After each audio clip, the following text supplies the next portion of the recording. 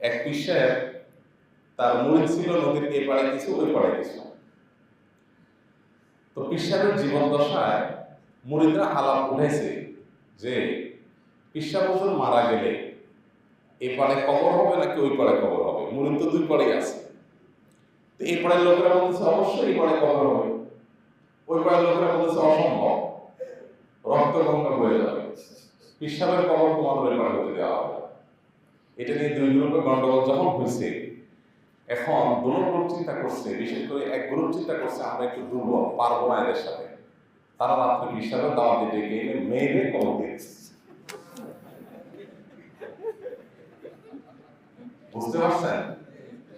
এটা হলো বাঙালির ইসলাম, এটা হলো বাঙালির আমাদের ধর্ম পালনের প্রকৃত চেহারা। যদি আপনি দেখতে চান এই ঘটনার দিকে তাকালে বলবেন।